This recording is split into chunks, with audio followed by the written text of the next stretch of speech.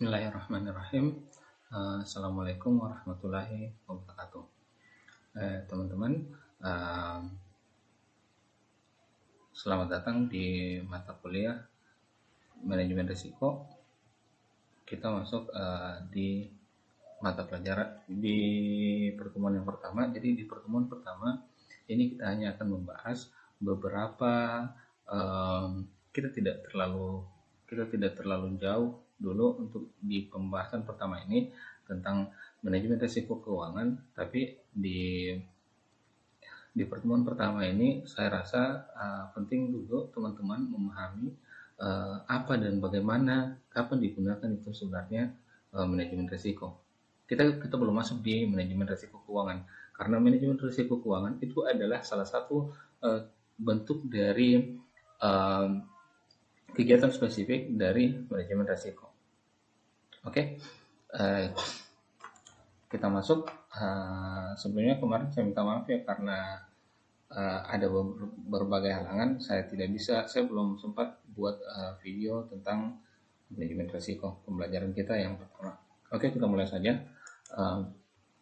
Teman-teman yang belum pernah ketemu saya, pertama saya perkenalkan nama dulu. Saya Aljuni SEMM, dan memang untuk bidang keahlian saya berkonsentrasi di manajemen keuangan.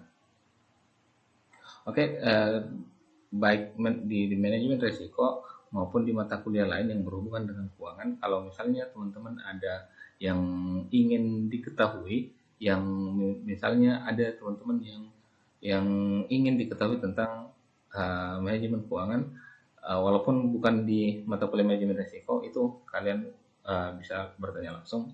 Kalau misalnya kalian tidak bisa jawab, silakan tanya langsung ke saya. Oke, kita mulai manajemen risiko. Seperti kata saya, kita akan bahas dulu tentang hal-hal yang fundamental dari manajemen risiko ini. Yang pertama, pengertian risiko. Apa sebenarnya pengertian risiko? Kalian sudah pernah dengar tentang risiko, pasti sudah. Tapi mungkin kalian bisa salah paham tentang apa sebenarnya pengertian dari risiko. Pengertian risiko sendiri itu sebenarnya sangat sederhana, bahwa risiko adalah kemungkinan kejadian yang merugikan. Pengertian risiko sangat sederhana, bahwa risiko adalah kemungkinan kejadian yang merugikan. Ingat, risiko adalah kemungkinan kejadian yang merugikan. Jadi dalam definisi ini terdapat tiga item utama yang membentuk sebuah risiko. Yang pertama, ini risiko adalah sebuah kejadian. Yang pertama, risiko itu adalah sebuah kejadian. Yang kedua, risiko itu adalah sebuah kejadian yang memungkinkan. Artinya, risiko itu bisa terjadi dan bisa pula tidak terjadi. Dan item yang ketiga, yang tidak kalah penting dari karakteristik risiko atau pengertian risiko itu sendiri, adalah kalau kejadian tersebut terjadi, akan memberikan dampak yang merugikan bagi perusahaan. Itu adalah pengertian risiko. Risiko kita bisa nilai sebuah kejadian itu merupakan risiko atau tidak, itu kita nilai dari tiga karakteristik tadi, bahwa risiko merupakan sebuah kejadian, risiko kejadian tersebut masih bisa terjadi atau tidak terjadi, ada kemungkinan terjadi, ada kemungkinan tidak terjadi, dan kalau terjadi itu akan berdampak pada kerugian bagi perusahaan dalam hal ini.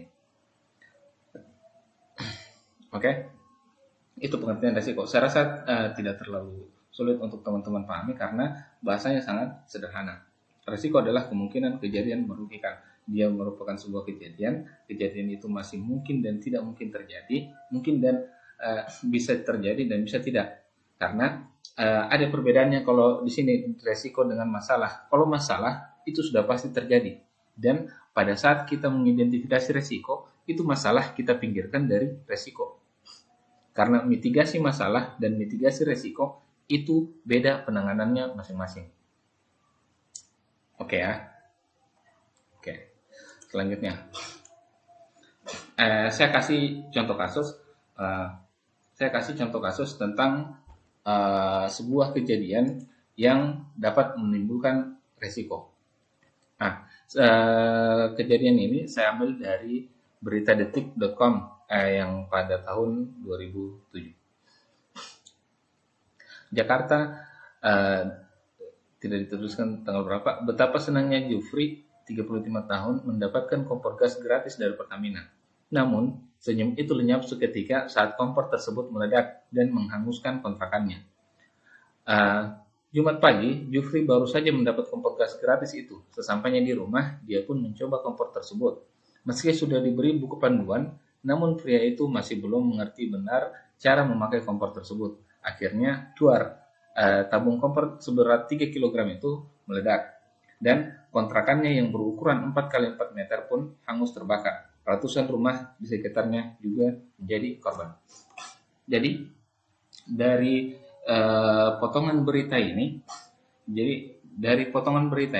kita dapat mengidentifikasi beberapa resiko yang akan dihadapi oleh pihak Pertamina misalnya.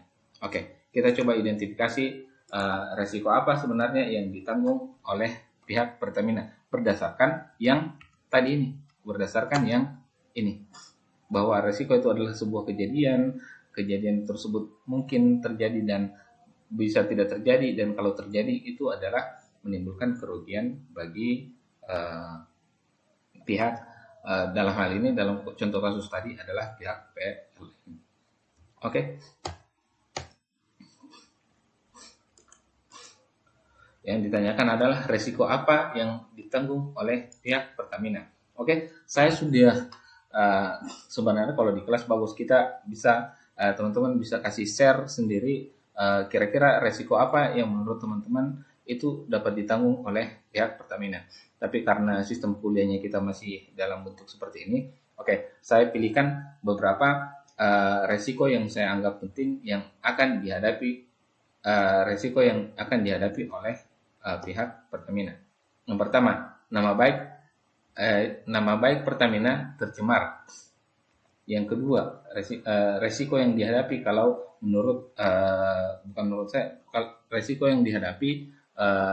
kira-kira resiko yang dihadapi oleh Pertamina. Yang pertama, nama baik Pertamina tercemar. Yang kedua itu masyarakat tidak mau lagi menggunakan tabung gas gratisan dari Pertamina. Dan yang ketiga adalah masyarakat menuntut di jalur hukum atas kejadian tersebut. Oke.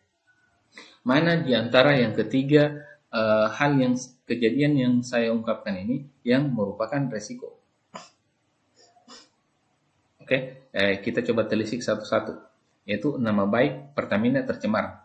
Kita telisik berdasarkan 3 kriteria yang kita tentukan tadi, bahwa dalam pernyataan resiko itu merupakan sebuah kejadian dan kejadian itu masih mungkin terjadi dan mungkin tidak terjadi, dan kalau terjadi itu menimbulkan kerugian bagi pihak perusahaan, dalam hal ini pihak Pertamina. Yang pertama, nama baik Pertamina tercemar.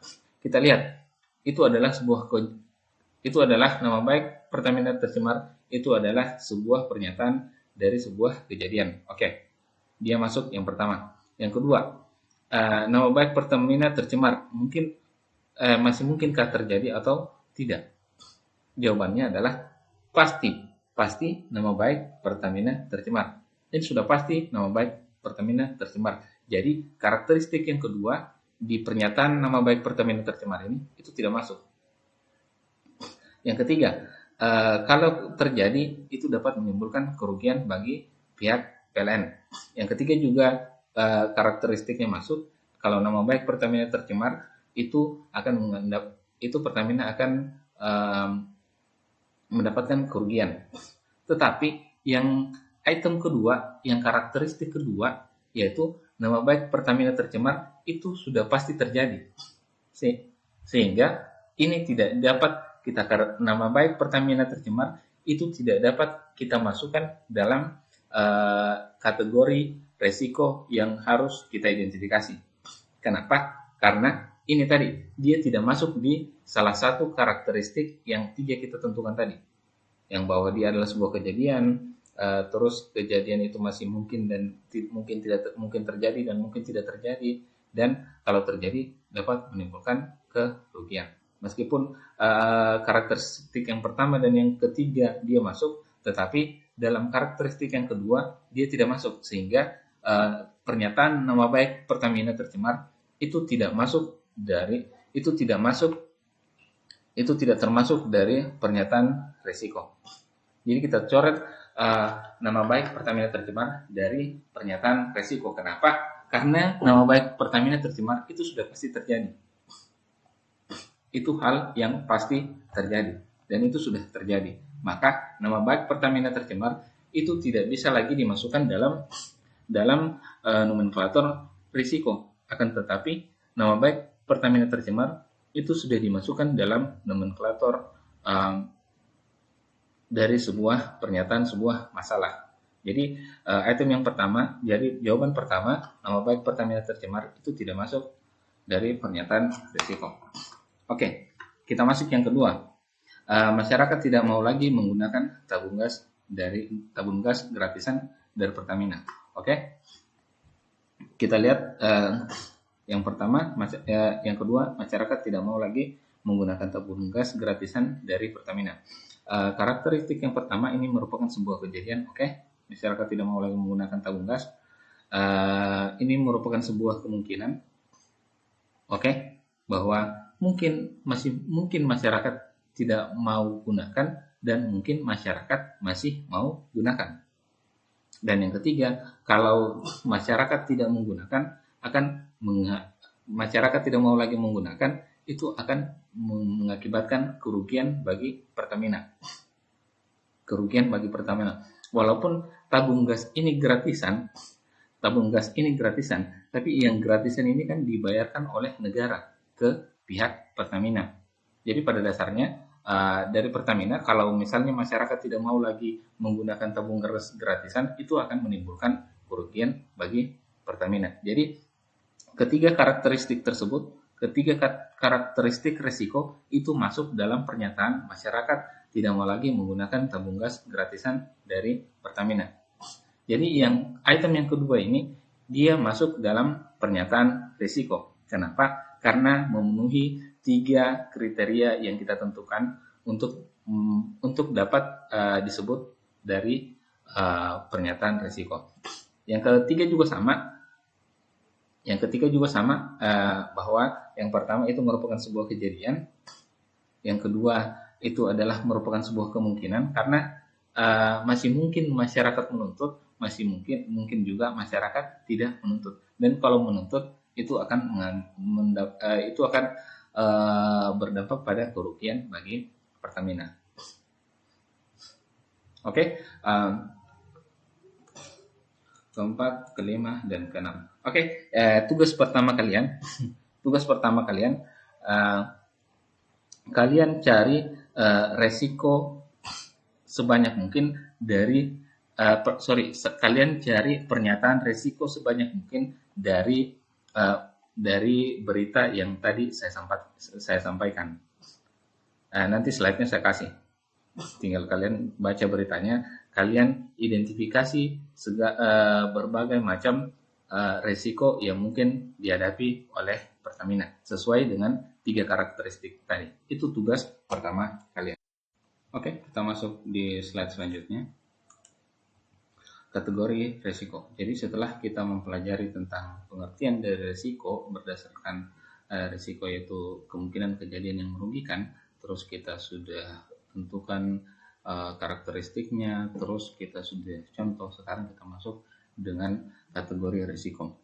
Kenapa kita perlu memahami tentang mengenai kategori risiko?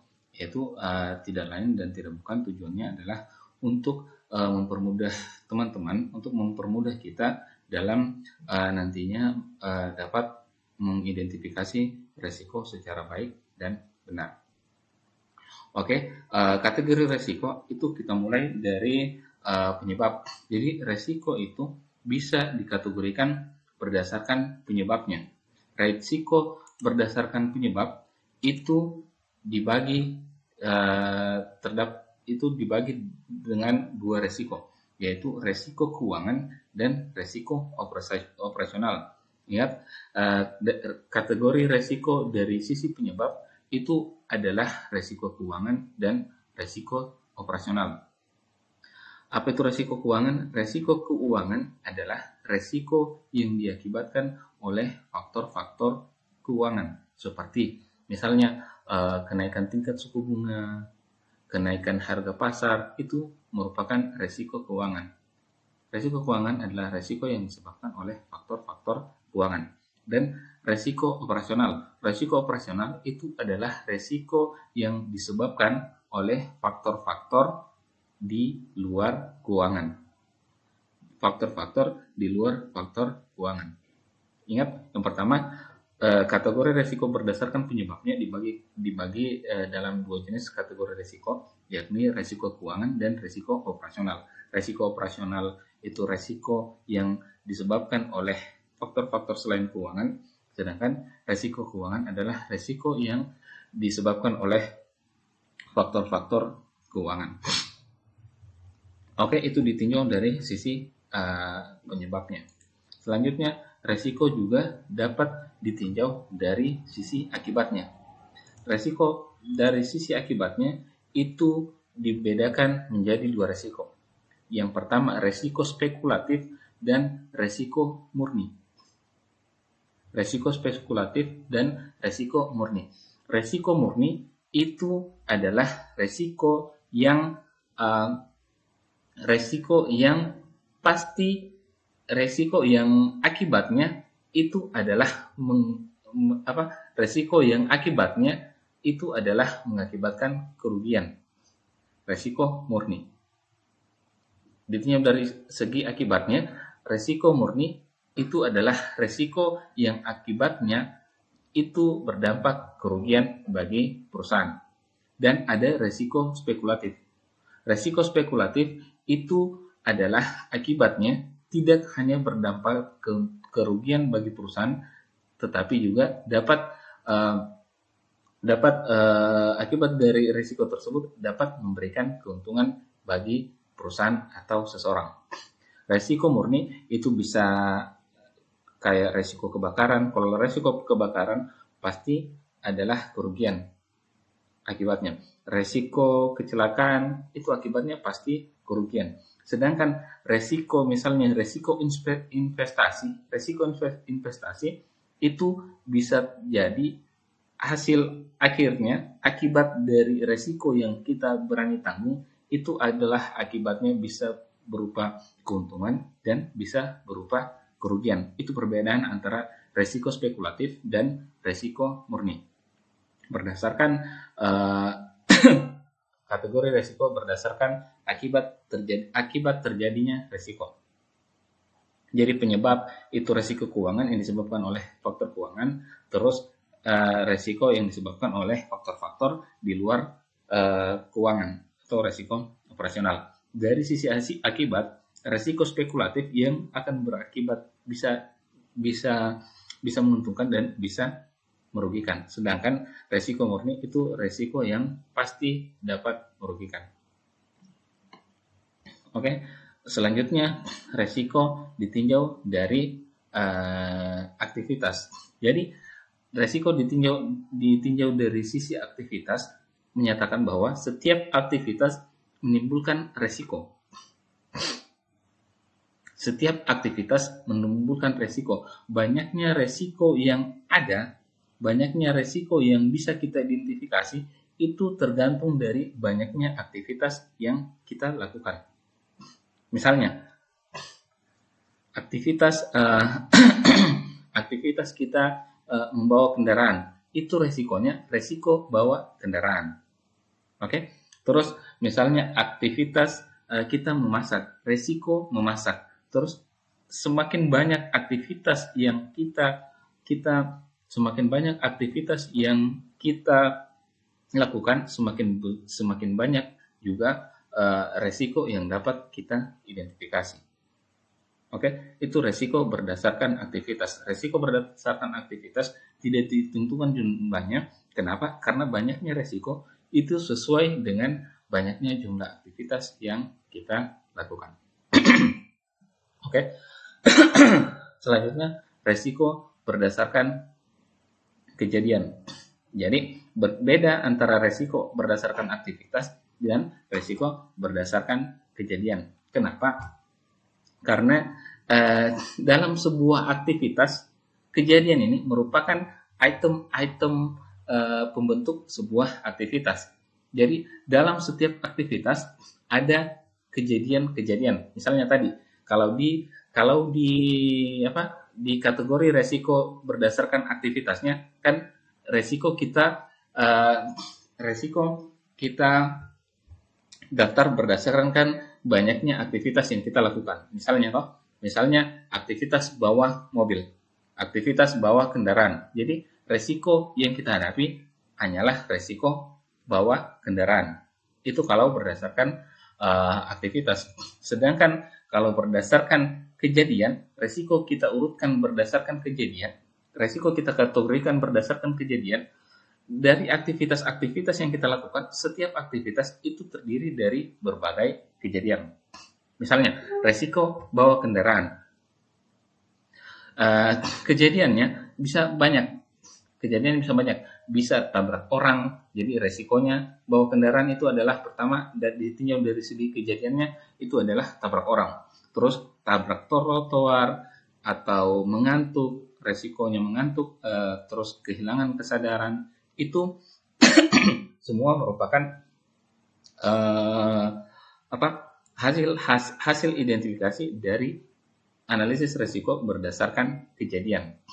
Jadi sebenarnya resiko itu sebaiknya, menurut beberapa pakar, resiko itu sebaiknya diutarakan berdasarkan kejadiannya. Kenapa? Karena berdasarkan kejadian lebih terperinci kita dapat mengidentifikasi resiko. Karena kalau misalnya berdasarkan aktivitas itu masih terlalu umum. Dalam sebuah aktivitas masih terdiri dari berbagai macam kejadian. Semakin baik kita mengakomodir semua kejadian-kejadian yang ada dalam sebuah aktivitas, itu semakin banyak dan semakin bagus identifikasi resiko yang kita dapatkan. Itu adalah berbagai kategori resiko berdasarkan penyebab, akibat, aktivitas, dan berdasarkan kejadian. Kategori resiko ini wajib teman-teman pahami agar nanti dalam identifikasi resiko itu kita lebih mudah dalam memahami dan mengidentifikasi resiko yang akan kita tanggulangi.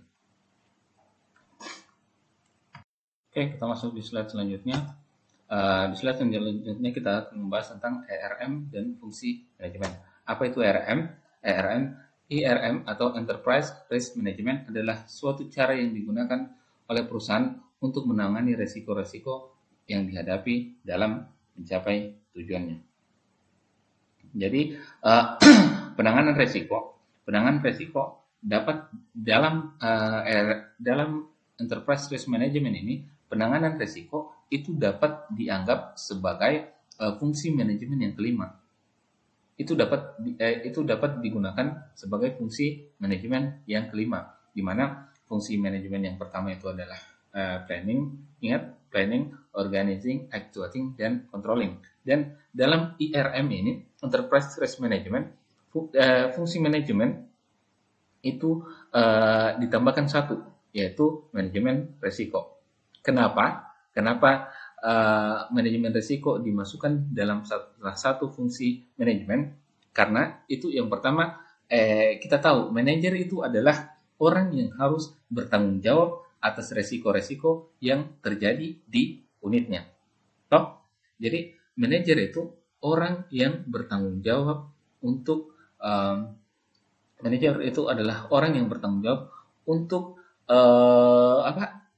bertanggung jawab atas resiko-resiko yang ada di unitnya. Jadi tidak peduli manajer itu di bidang apa saja, intinya semua manajer itu bertanggung jawab atas resiko yang ada di dalam unitnya.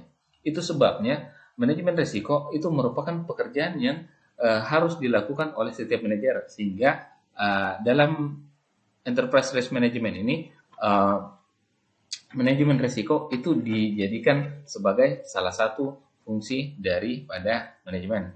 Jadi fungsi manajemen dalam ERM itu ada 5, bukan lagi 4. Oke? Walaupun sebenarnya walaupun di setiap perusahaan itu ada unit khusus yang menangani masalah risiko, walaupun di setiap perusahaan itu ada unit khusus yang mengatasi, yang menangani masalah risiko, akan tetapi setiap risiko yang dihadapi oleh sebuah unit perusahaan itu akan ditanggung oleh manajer unit tersebut. Kerugian yang terjadi di manajer produksi akibat tidak dilakukan mitigasi risiko terhadap manajemen produksi itu ditanggung oleh pihak manajemen produksi. Sehingga dalam IRM ini atau Enterprise Risk Management ini, manajemen risiko itu digunakan menjadi salah satu fungsi manajemen. Oke, selanjutnya proses pengelolaan risiko. Jadi setelah kita tahu apa itu manajemen risiko, terus kategori-kategori risiko, terus kita juga telah memahami bahwa manajemen risiko dalam enterprise risk management itu dimasukkan dalam salah satu dari fungsi dari manajemen. Selanjutnya kita akan mencoba membahas mengenai proses pengelolaan risiko. Jadi sama seperti penanganan masalah lainnya, penanganan yang lainnya, proses pengelolaan risiko itu dimulai dari identifikasi. Itu sebabnya tadi saya minta teman-teman coba mengidentifikasi risiko-risiko berdasarkan pengertian risiko yang sudah kita bahas sebelumnya. Yang pertama itu proses pengelolaan risiko itu dimulai dari identifikasi risiko. Identifikasi risiko itu dilakukan pada setiap unit perusahaan, mulai dari unit yang terkecil. Misalnya unit terkecil dari sebuah perusahaan itu apa? Misalnya kan di atas itu ada manajer puncak, terus di bawahnya manajemen SDM, manajemen pemasaran. Misalnya kita ambil di unit SDM, misalnya kita ambil di unit SDM, kita ambil di unit manajemen keuangan. Di dalam unit manajemen keuangan ada lagi divisi-divisi khususnya, unit-unit terkecilnya, misalnya unit pencarian dana, unit investasi, unit pencatatan keuangan. Misalnya jadi unit yang terkecil, jadi identifikasi risiko dilakukan pada setiap unit perusahaan mulai dari unit yang terkecil. Jadi mulai dari unit misalnya investasi jadi semua risiko yang ada di unit investasi itu diidentifikasi. Kemudian unit yang lebih besar seterusnya hingga unit yang paling besar yaitu perusahaan dari melakukan jadi dari unit investasi resikonya semua di unit investasi kita identifikasi, terus kita identifikasi semua resiko yang ada di unit keuangan, terus kita identifikasi semua resiko yang ada di unit manajemen puncak. Oke, begitu cara identifikasi resiko mulai dari unit yang terkecil sampai yang paling besar yaitu unit perusahaan. Resiko perusahaan secara keseluruhan. Jadi dari melakukan identifikasi resiko diperoleh daftar resiko. Jadi setelah kita mengidentifikasi resiko itu kita akan memperoleh yang namanya daftar resiko. Dan daftar resiko itu biasanya berisi berapa besar kemungkinan resiko terjadi dan dampak kerugian apabila resiko tersebut terjadi. Oke, selanjutnya proses pengolahan risiko yang kedua adalah pengukuran risiko. Dalam tahapan ini, yang diukur adalah presentasi kemungkinan terjadinya risiko. Jadi, risiko itu tadi kan mungkin dan mungkin terjadi dan mungkin tidak terjadi. Jadi, dalam proses pengolahan risiko selanjutnya, setelah identifikasi, itu kita tentukan berapa besar presentasi kemungkinan risiko ini terjadi, berapa besar presentasi risiko ini tidak terjadi, dan selain kemungkinan terjadinya dan besaran dampak atau besaran kerugian yang terjadi kalau risiko tersebut itu terjadi. Selain kemungkinan besar presentasi kemungkinan dan besaran dampak yang dihasilkan oleh risiko tersebut. Selanjutnya ada penanganan risiko. Dalam tahap penanganan risiko itu diperoleh bagaimana menangani risiko-risiko yang telah diidentifikasi agar kerugian yang terjadi akibat risiko tersebut bisa diminimalisir. Ini adalah semua proses pengelolaan risiko di ERM tadi, Enterprise Risk Management, manajemen pengelolaan risiko. Oke, kita masuk di proses pengelolaan risiko yang pertama, yaitu identifikasi risiko. Jadi, dalam identifikasi risiko itu akan kita hubungkan dengan hukum Pareto. Hukum Pareto atau hukum 20-80 dan hukum 80-20. Kayaknya teman-teman itu pernah dengar di SMA, hukum Pareto. Jadi, permasalahan yang muncul ketika kita mengidentifikasi risiko ialah apabila kita hendak mengidentifikasi risiko di suatu unit tertentu, apakah semua risiko yang ada pada unit tersebut harus diidentifikasi? Itu pertanyaannya. Ingat tadi proses identifikasi risiko itu mulai dari unit yang terkecil. Dalam setiap tingkat manajemen, misalnya manajemen keuangan tadi itu terdiri dari unit investasi, unit pembiayaan, unit pendanaan, dan unit misalnya pembayaran dividen. Kalau kita mau identifikasi semua risiko, pertama kita identifikasi risiko unit 1, unit 2, unit 3, unit 4. Habis kita identifikasi risiko di unit 4 dan itu jumlahnya banyak sekali. Habis itu kita identifikasi lagi risiko di tingkat yang terbesar, di tingkat manajemen keuangan. Habis itu kita identifikasi lagi risiko di tingkat perusahaan. Jadi kalau kita identifikasi semua risiko yang ada, itu akan membutuhkan waktu dan tenaga, biaya yang sangat besar dan sangat lama. Oke? Karena setiap aktivitas yang terdiri dari berbagai kejadian itu memiliki risiko yang sangat banyak. Oleh karena itu, kalau kita ingin mengidentifikasi sebanyak-banyak risiko yang ada, kita akan kehabisan waktu, energi, dan biaya. Seperti yang saya sebutkan tadi. Jadi yang permasalahan yang harus kita pecahkan adalah berapa banyak risiko yang harus kita identifikasi dalam sebuah unit. Ingat, berapa banyak risiko yang harus kita identifikasi dari sebuah unit. Jadi, untuk menjawab pertanyaan tersebut, para ahli manajemen risiko itu mengambil teori dari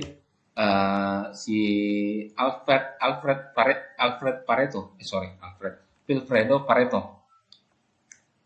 Vilfredo Pareto ini itu adalah pakar matematika yang mengamati bahwa pada umumnya 80% kekayaan suatu negara dikuasai oleh hanya 20% penduduk tersebut. Menurut Vilfredo Pareto, itu mengamati bahwa pada umumnya 80% kekayaan suatu negara itu dikuasai oleh hanya 20% dari penduduk tersebut. Misalnya Indonesia, 80% kekayaan Indonesia itu hanya dikuasai oleh 20% penduduknya. Maksudnya penduduknya 20% ini 20% yang kaya, menguasai 80% kekayaan seluruh Indonesia. Oke? Para ahli manajemen risiko itu mengadopsi teori yang dikemukakan oleh Vilfredo Pareto ini dalam hal identifikasi risiko. Dalam mengidentifikasi risiko di sebuah unit, ketika kita mengambil hukum 80% 20% ini, itu kalau di mana di ekonomi kan ini kan Vilfredo Pareto kan dia menjelaskan bahwa pada umumnya 80% kekayaan suatu negara itu dikuasai oleh hanya 20% penduduknya. Kalau kita adopsi teori tersebut dalam manajemen risiko, dalam identifikasi risiko, itu dapat kita katakan dapat kita katakan seperti ini, bahwa 20% risiko yang krusial 20% risiko yang krusial itu dapat mengurangi tingkat kerugian perusahaan sebesar 80%. Ingat, karena jumlah risiko dalam sebuah unit dalam perusahaan itu sangat banyak, maka para pakar manajemen risiko itu mengadopsi teori yang dikemukakan oleh Vilfredo Pareto menjadi 20%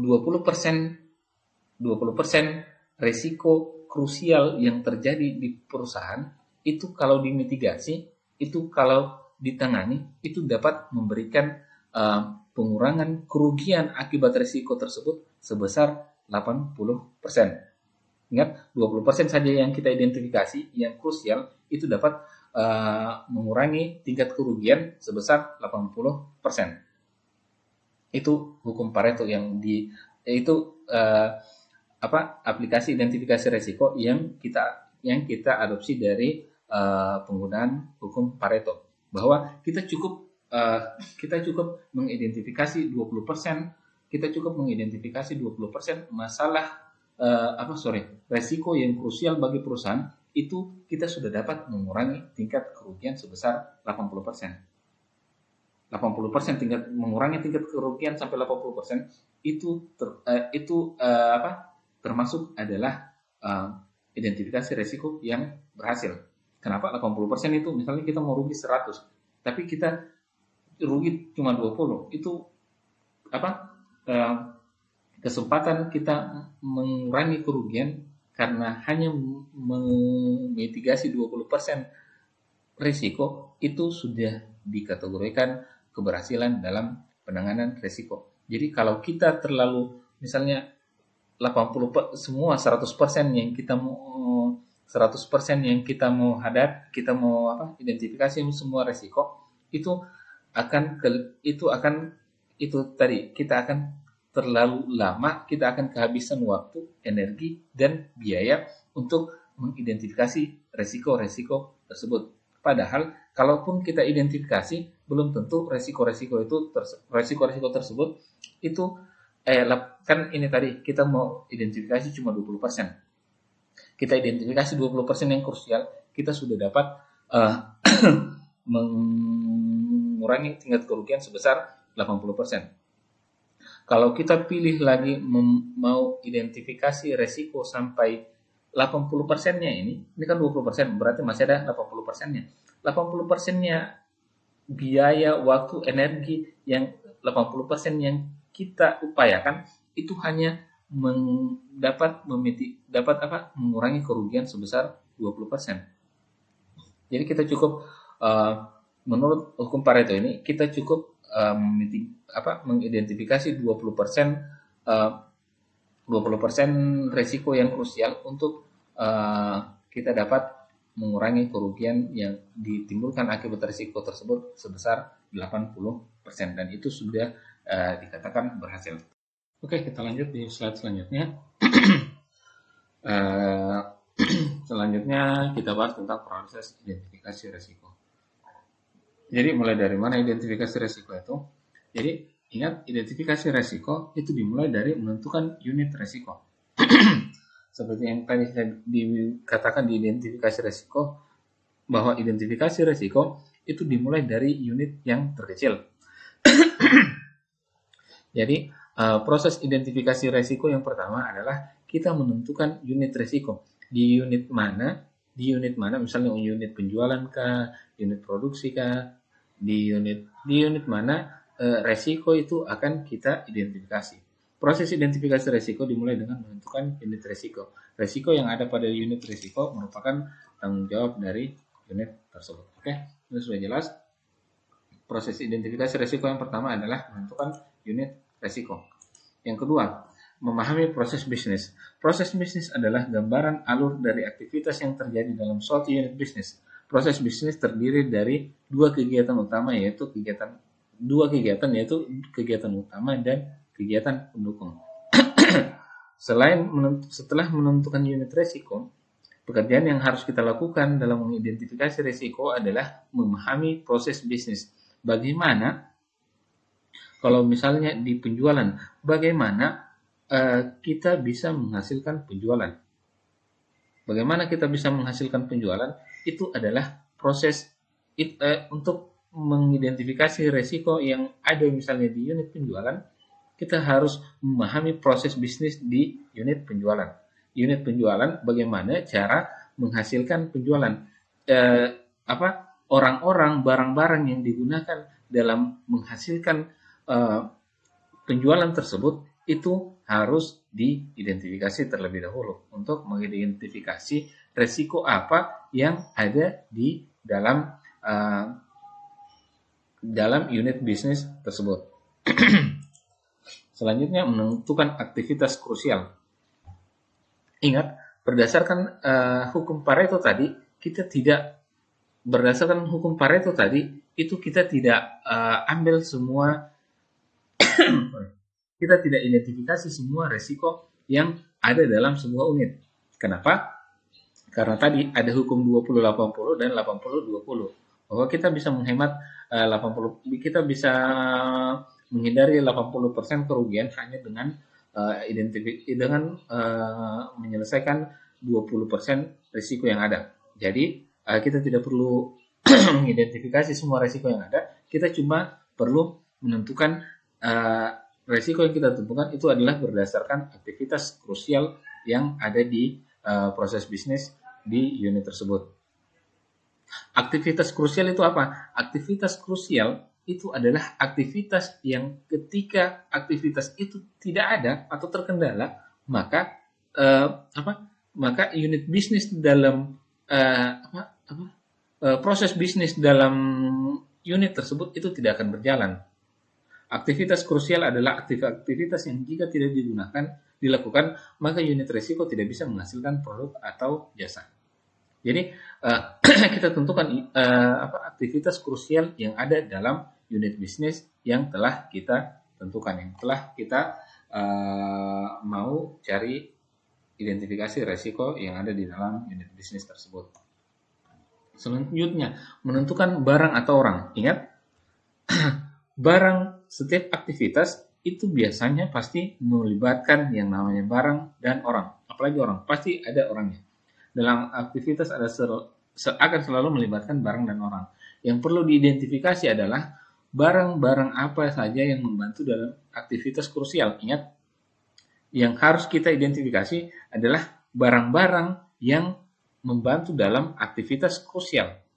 Bukan seluruh aktivitas, tapi aktivitas krusial. Kan tadi yang sebelumnya kan kita tentukan aktivitas krusialnya. Yang selanjutnya adalah kita tentukan barang-barang dan orang-orang yang membantu dalam aktivitas krusial tersebut. Jika tidak ada barang tersebut, jika tidak ada orang tersebut, maka aktivitas krusial tersebut tidak akan berjalan dan akan mengganggu proses bisnis yang ada di unit resiko. Selanjutnya, setelah kita menentukan barang atau orang, itu kita menentukan bentuk kerugian.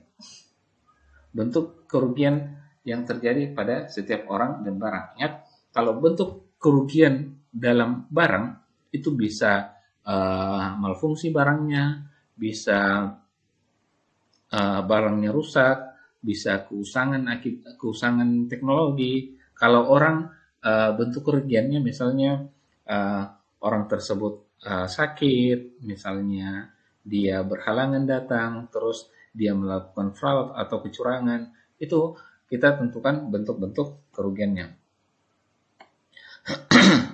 Setelah kita menentukan bentuk-bentuk kerugian, kita menentukan penyebab kerugian. Kira-kira apa yang menyebabkan kerugian tersebut?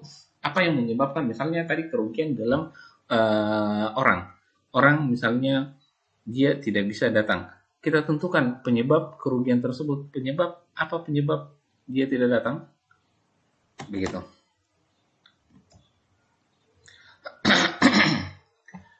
Ingat bahwa menentukan penyebab kerugian itu kita kembali kepada slide sebelumnya tadi yang kategori dari risiko. Penyebab kerugian. Kita kembali pada kategori risiko yang sebelumnya kita pelajari dalam hal penyebab kerugian. Jadi masih ingat bahwa kerugian itu resiko berdasarkan penyebabnya itu ada dua, ada penyebab keuangan dan ada penyebab operasional. Itu harus ditentukan dua-duanya. Yang terakhir adalah membuat daftar resiko. Daftar resiko berisi dua hal penting, yakni pernyataan tentang resiko dan penyebab resiko tersebut. Daftar resiko berisi dua hal penting, yakni pernyataan tentang resiko dan penyebab resiko. Nah, ini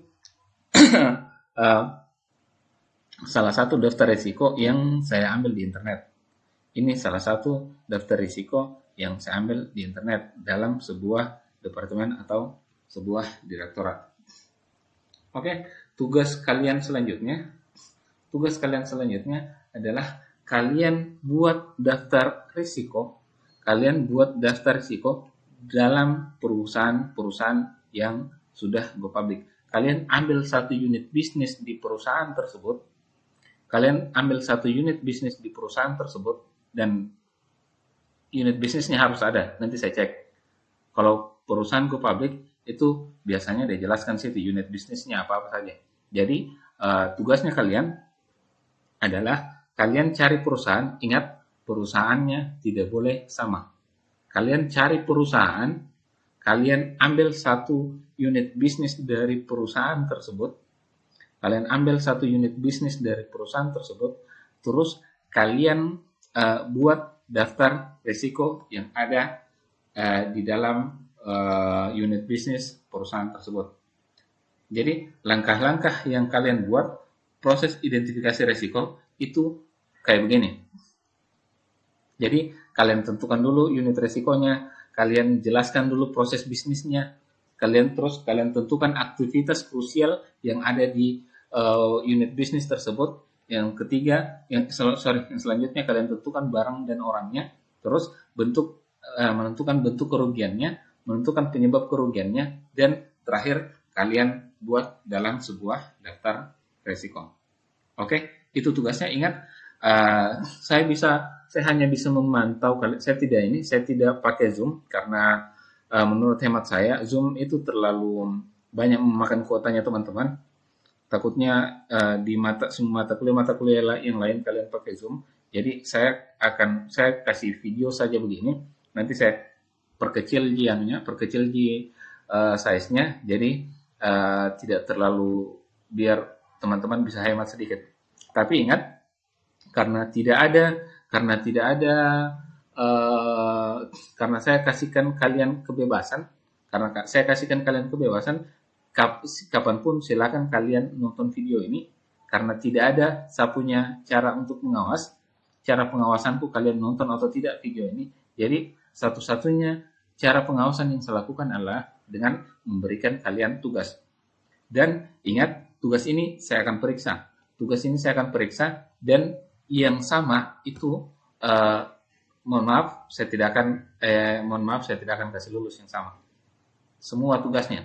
Pokoknya karena kalian saya kasih keringanan, jadi kalian tidak perlu absen-absen. Saya pertanggungjawabannya kalian sama saya hanya dalam bentuk tugas, dan saya harap tugasnya tidak boleh sama.